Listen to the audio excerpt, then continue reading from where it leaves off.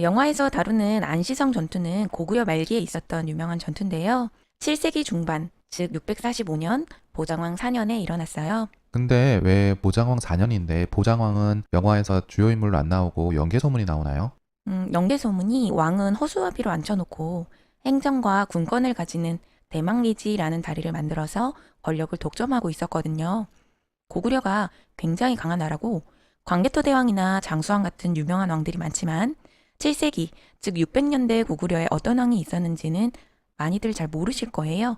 왕건보다 연개소문으로 대표되는 신하의 세력이 더 강했기 때문이죠. 그러고 보니 고구려 말기 왕의 이름은 많이 들어보지를 못했어요. 그런데 이때 연개소문은 어떻게 권력을 잡게 되나요? 그 과정을 이해하려면 당시 고구려 상황을 함께 아셔야 하니 간단히 흐름을 말씀드릴게요.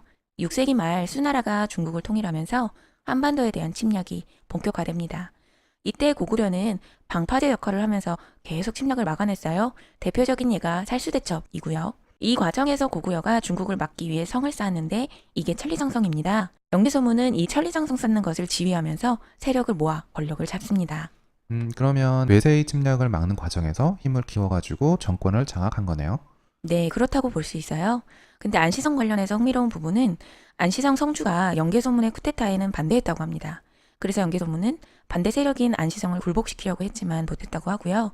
그러던 중에 당나라가 침략을 해왔고 이 안시성에서 수적인 열세에도 불구하고 침략에 잘 봐서 싸우게 된 거죠. 그렇게 된 거군요. 그럼 양만추는 어떤 사람인가요? 안시성 성주의 이름을 양만춘으로 많이들 알고 계신데 정확한 이름이나 태어난 날, 살아있는 동안의 행적은 사료로 잘 남아있지 않습니다. 사료에 언급된 건 안시성 성주가 성을 지켰다 정도이죠. 박지원의 열알기 같은 조선시대 책들에 양만춘이라는 이름이 언급됩니다.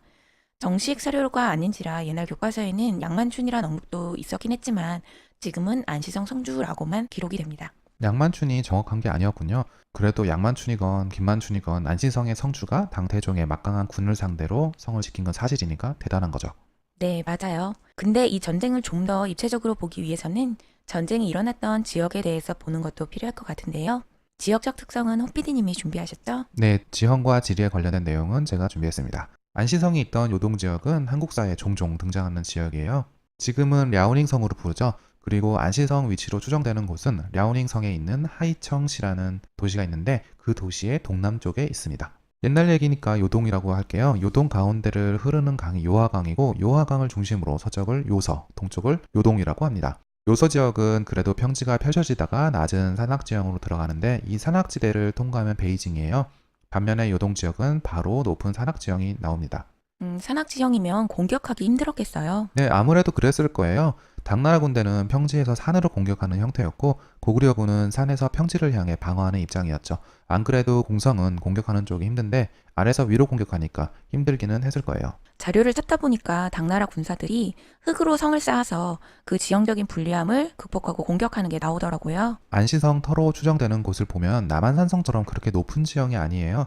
평지에서 산으로 올라가는 부분에 있거든요. 당나라 병력이 훨씬 더 많은 상황이었고 토성까지 쌓아서 공격을 한다면은 방어하는 입장에선 충분히 힘들고 남을 상황이었죠. 안시성의 고구려군이 정말 잘 싸운 거예요.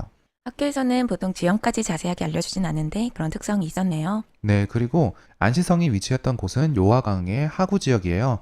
구글맵에서 보면 지류가 상당히 많고 강 하류가 되다 보니까 농사를 하기에는 좋지만 동시에 늪지대도 많습니다. 그래서 안시성 전투 때 보급에 차질이 많았던 것으로 보여요. 퇴각할 때도 힘들었고요. 육로로 식량이나 물품을 원활하게 보급할 수 있어야 전쟁을 제대로 할 수 있을 텐데 늪지대면 고생을 꽤나 했겠네요. 네, 게다가 전투 시기가 6월부터 9월이었어요. 당연히 옛날이니까 음력이었고 이걸 양력으로 바꾸면 대략 7월에서 10월입니다. 그리고 요동 지역은 연평균 기온이 7도에서 10도 정도 되는 동네라서 겨울에는 엄청 추워요.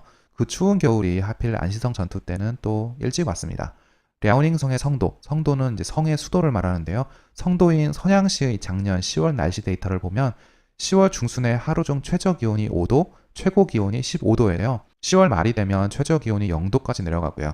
10월이면 충분히 겨울이라고 할 수 있는 거죠. 아무래도 북쪽에 있어서 그런가 추위가 생각보다 빨리 오네요. 네, 그 추위도 고구려에게 힘이 되어 준 것이 아닌가 생각해 볼 수 있죠. 지리적인 특성이 고구려에 유리하게 작용하긴 했지만 작은 성에서 당나라의 군대를 맞서 물리쳐낸 것은 대단하다고 생각이 됩니다.